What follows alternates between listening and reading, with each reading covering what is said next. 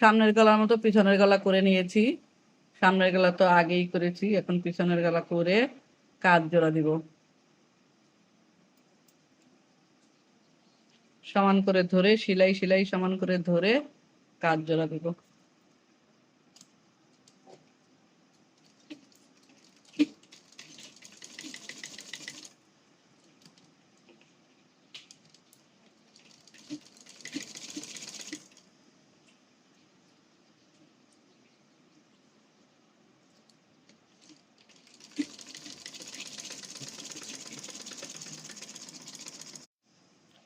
Shoulder গলার আবার এইভাবে ভাঁজ করে দিয়ে আরেকটা সেলাই দিব।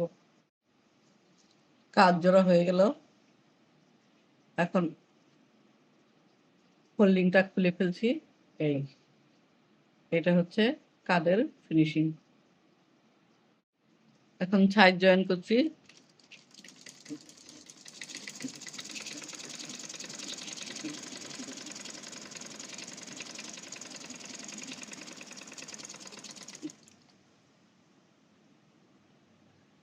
একদম পয়েন্টে কাট মার্ক দেওয়া আছে।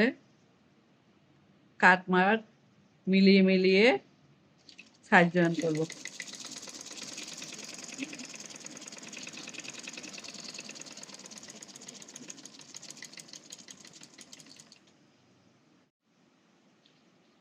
হাতার মুহুরি সেলাই দিয়ে দিচ্ছি।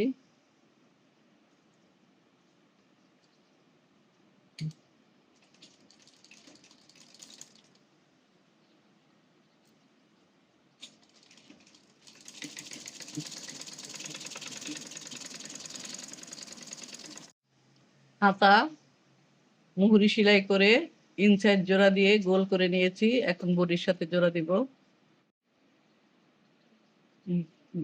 বডির উল্টা সাইড আর হচ্ছে হাতাটা আমি ভাও দিক করে নিয়েছি।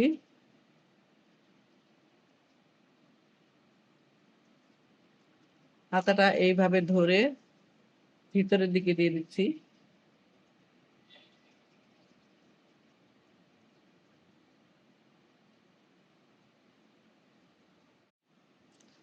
হাতার কাপড় উপরের দিকে আর বডির কাপড়টা হচ্ছে নিচের দিকে। বডির কাপড় হালকা টান থাকবে আর হাতার কাপড় লুজ দিয়ে সেলাই করব।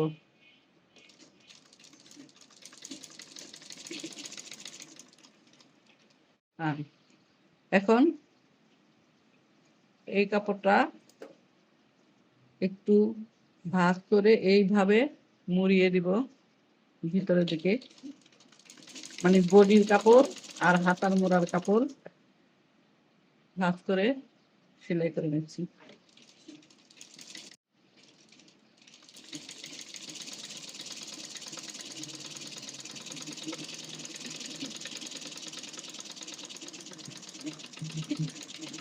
হাতা সেলাই করা হয়ে গেল।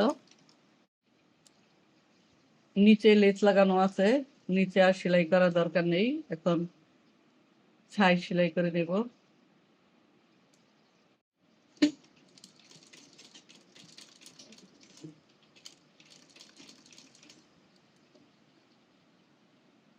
এইভাবে টানাটানি না করে বসিয়ে সাইড সেলাই দিতে হয়, তাহলে কোনো রকম পাকারিং হবে না।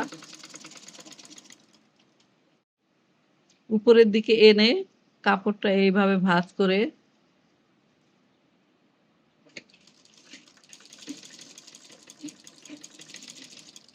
সুইটা নিচের দিকে দিয়ে এইভাবে কাপড়টা ঘুরিয়ে নিয়ে স্কোয়ার করে একটা সেলাই দিতে হবে।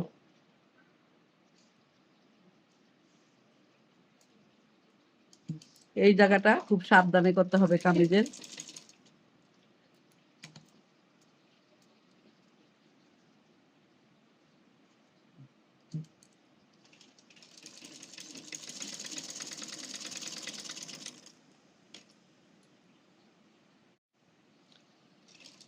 শর্ট কামিজ শিলানো হয়ে গিয়েছে। আজকের মতো এখানেই শেষ। দেখা হবে নতুন কোনো ডিজাইন নিয়ে নতুন কোনো ভিডিওতে।